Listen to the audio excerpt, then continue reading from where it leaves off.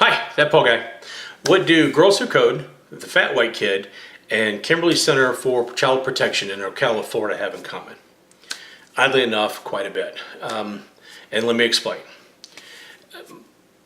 Most of you know that the videos that I've done lately have a lot to do with believing in yourself, holding yourself accountable, making New Year's resolutions, helping you so that you can help somebody else, and making sure that you remain strong to yourself. And part of that was in looking for content and looking for material to post on this on this channel. One of the things I decided to do was talk about the things that inspired me to go back to school to go back into the field that I've always loved and wanted to get back into, and to be a software engineer.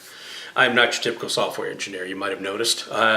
You might think of a software, somebody that codes as that kid with the baseball cap in the cafe down in the corner that's trying to hack into your Facebook account.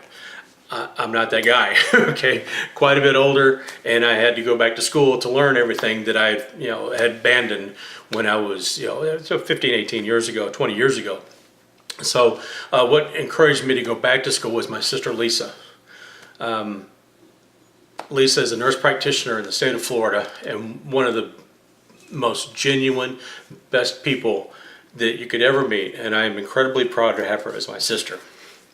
And she inspired me and encouraged me to go back to school to complete my degree, and to now I've got a job that I love, and I could not and would not have done this without her. And she thinks that I would have, that I just need a little bump and push in the right direction.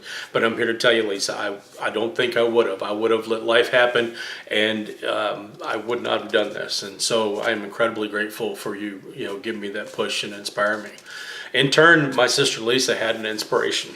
And she has no idea that I'm doing this anyway, but Dr. Howard Rogers, he is the medical director at Kimberly's Cottage, or Kimberly Center there in Ocala, Florida. It started, I believe it was in 1996 as Kimberly's Cottage, and they help children that might not otherwise have a voice legally. I'll put it that way. I'll leave notes, and I'll leave the address, the web address, so you can look it up and see exactly what they do.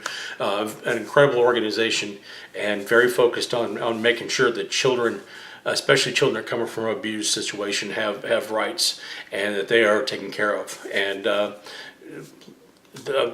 Dr. Rogers has been incredible. He is an incredible man. I got a chance to meet him, and I genuinely appreciate the fact that he inspired my sister. And thank you, Dr. Rogers, because without your inspiration, in turn, I wouldn't have gotten the inspiration that I got. And so, genuinely, from the bottom of my heart, thank you very much. The other thing is, folks, my sister Lisa actually had pushed along an idea for content for me, and without realizing that I had already planning on something. But she reminded me that there's an organization called Girls Who Code that is out there, a very incredible organization that to this point is almost 90,000 strong in all 50 states. And it was started in 2012 by a young lady named Reshma Sajani.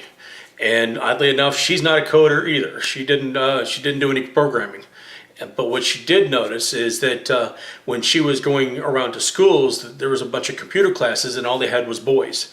There was no girls in these computer classes, and in fact, there was a great deal lacking in science, technology, engineering, and math, the STEM fields you might call them. And so she noticed there was a huge disparity, and so she started a program, or she started Girls Who Code, and they have after school programs. They have a summer program, very worthwhile cause. My niece Hannah is actually in this organization. Hi, Hannah. And Lisa passed along to me that she is incredibly proud of Hannah, and I just wanted to point that out and give a plug there, because Hannah, we're all proud of you, and I think it's incredible that you're interested in this, and if your grandma has half the influence over you that she's had over me just going back to school, you're in great hands, sweetheart, and you're going to be great. And again, Lisa, I appreciate the content plug and of course the inspiration. I will leave information on both these organizations, or links to both of these organizations' websites. The only message I have, folks, is that find your inspiration. Find the thing that makes you believe in yourself. There are going to be a ton of people that try to discourage you and try to pull you back down to their level, or they try to say that you're not worthy of what you want. But as long as you believe in yourself, you're going to find somebody that inspires you. You're going to find somebody that encourages you. And you just got to keep your eyes open and look for that. So that's my thoughts on that, folks. And again, from the bottom of my heart, thank you. And as always, I'm always looking for content, but that red subscribe bar that's down there, feel welcome to hit it. And I'll tell you, when I've got new videos up, thumbs up, thumbs down. The little bell icon will actually be a reminder if you want one, but that's, I mean, you just take care of yourself, folks. I mean, look out for yourself and find something that inspires you.